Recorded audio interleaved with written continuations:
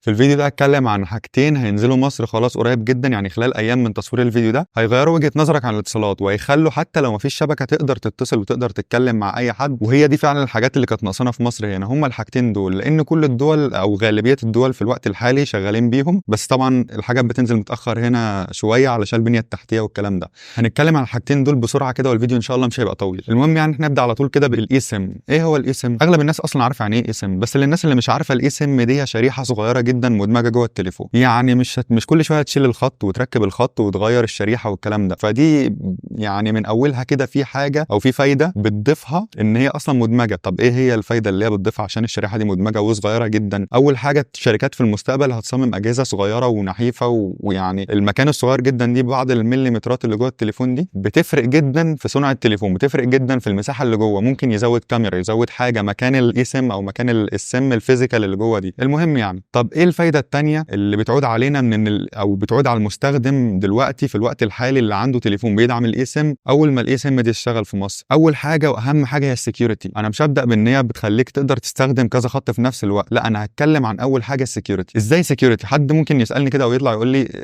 ازاي الاي سيم بتضيف سكيورتي؟ هقول لك ازاي بتضيف سكيورتي. دلوقتي انت لو تليفونك لا قدر الله اتسرق او ضاع، اول حاجه الحرامي او اول حد بيلاقي التليفون بيعمل ايه؟ بيشيل الشريحه يكسرها او يرميها ويستخدم التليفون عادي جدا. طب لو قلت لك بقى ان الاي سيم دي مدمجه اصلا جوه التليفون، يعني مفيش حرامي هيقدر يشيل الشريحه او يكسرها او يرميها او يعمل اي حاجه. اول ما تفعل فايند ماي من على التليفون بتاعك، او اول ما تفعل فايند ماي ديفايس او فايند جوجل ديفايس او اي حاجه ايا يكن النظام اللي انت بتستخدمه اندرويد او ايفون، في ثواني اول ما التليفون بتاعك يضيع وتستخدم الفايند ماي، موقع فايند ماي من على اي لابتوب او اي موبايل تاني، هتلاقي مكان تليفونك طالما متفعل على التليفون ده الداتا واللوكيشن، يعني كده هتلاقي التليفون باذن الله. تاني حاجه بقى بتضيفها لك الاي سيم دي هي ان التليفون بتاعك بيقدر يشيل اكتر من 5 خطوط، ودي اهم حاجه. يعني السكيورتي مهمه وكل حاجه، بس بعد كده مش هتشيل تليفونين بقى وكلام من ده اول ما الاي سيم تشتغل في مصر. حتى لو انت عندك كذا خط، يعني عندك مثلا 3 4 خطوط، الاي سيم دي بتخليك تحول بينهم، مش بتستخدم الاربع 5 خطوط مع بعض، لا بيبقى فيه خط برايمري او خط اساسي وخط سكندري، بس تقدر التليفون بتاعك يقدر يشيل في نفس الوقت 5 خطوط، بس مش هيشتغلوا كلهم، يعني مش هيبقى ال5 شبكات كده ظاهرين فوق، لا هيبقوا شبكتين بس، واحد برايمري وواحد سكندري. طب ايه فايده بقى ان التليفون يشيل 5 خطوط او 6 خطوط هو اصلا ما فيش غير واحد برايمري وواحد سكندري؟ لا في فوائد كتير جدا. اولها انك ممكن مثلا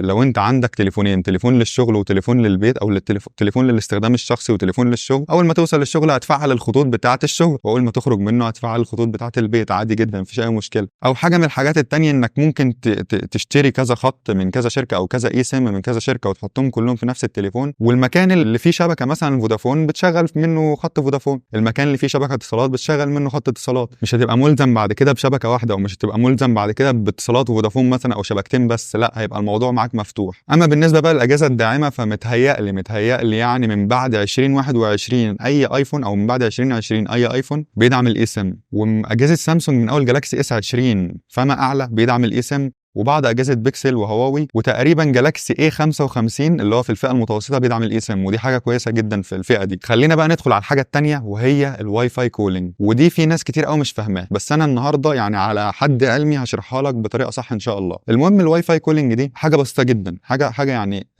صغيره جدا وبسيطه جدا، بس لازم الشركات بتاعه الاتصالات تبقى بتدعم الحاجه دي او بتدعم الخاصيه دي. ليه؟ لان هي برضو مع انها واي فاي كولينج وبتشتغل عن طريق الواي فاي، بس بتاخد بيانات خط. الواي فاي كولينج دي هي انك تقدر تتصل بصاحبك او تتصل بالطرف الثاني عن طريق الواي فاي، يعني طول ما الواي فاي مفتوح عندك في التليفون، طول ما الشبكه او علامه الواي فاي مفتوحه عندك في التليفون، وتليفونك فيه خاصيه الواي فاي كولينج، والشركه اللي انت تابع ليها سواء فودافون، اتصالات، اورنج، ايا يكن، او وي، فيها خاصيه الواي فاي كولينج، فانت تقدر تعمل مكالمه عن طريق الواي فاي. هتفيدك في ان مثلا المكالمات هتبقى جودتها عاليه، مش هيبقى فيه تقطيع، مش كل شويه هتلاقي وش ودوشه او تقطيع في المكالمه، لا، والمكالمه هتبقى كويسه جدا سواء فيديو او اوديو. تاني حاجه انك ممكن تكون مسافر مثلا ومش عايز تشتري رومينج، او مش عايز تشتري باقه تجوال، فانت وانت بره، وانت سواء بره مصر او جوه مصر، في اي مكان او اي حته بتدعم الواي فاي كولينج دي، تقدر تتصل من تليفونك انت اللي جوه مصر ده اللي بيدعم الواي فاي كولينج للتليفون اللي بره مصر اللي بيدعم برضه الواي فاي كولينج، والاثنين متفعلين فيه. طب لو التليفونين متفعل فيهم الواي فاي كولينج بس انا قافل الواي فاي، يعني انا الطرف اللي بتصل قافل الواي فاي، مش هيتصل بالواي فاي كولينج، هيتصل بالشبكه العاديه. طب لو انا التليفون بتاعي مفعل فيه الواي فاي كولينج والطرف الثاني مفعل فيه الواي فاي كولينج، بس اتصلت والتليفون الثاني مش مفعل الواي فاي،